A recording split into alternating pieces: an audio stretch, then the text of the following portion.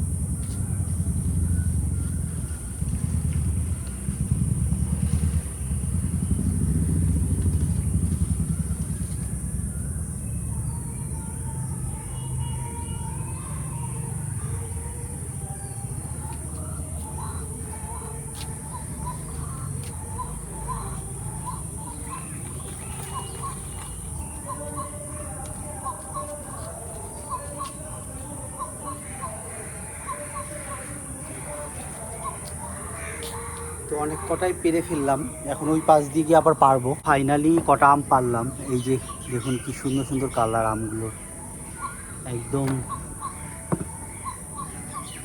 So 2 2 4 আর 2 6, 10টা মতন আম পারলাম। সো 10টা মতন আম পারলাম, আরও রয়েছে, দেখি পরে আবার পারা যাবে খুনি। তো ভালো থাকবেন, সুস্থ থাকবেন, দেখা হবে আরেকটা নতুন পর্ব, নতুন ব্লগে। তো আম পাড়ার একটা ছোট্ট ব্লগ আপনাদের সঙ্গে শেয়ার করলাম। এই আমটা এখনও হয়নি, আর কয়েকদিন পরে মনে হয় হবে। তো ব্লগটি এখানেই শেষ করছি, কারণ মেঘলা মেঘলা করে গেছে, আকাশে মেঘ। আর ওই পেছনে গাছের আমগুলো এখনও দেখা যাচ্ছে কিনা জানি না, ওগুলো পাকলে পরে পারা যাবে। সো ব্লগটি এখানেই শেষ করছি। সবাই ভালো থাকবেন, সুস্থ থাকবেন, দেখা হবে একটা নতুন পর্ব, নতুন ব্লগে। Till then do watch my YouTube channel which is Bangla blogger Barun. Bye bye everyone.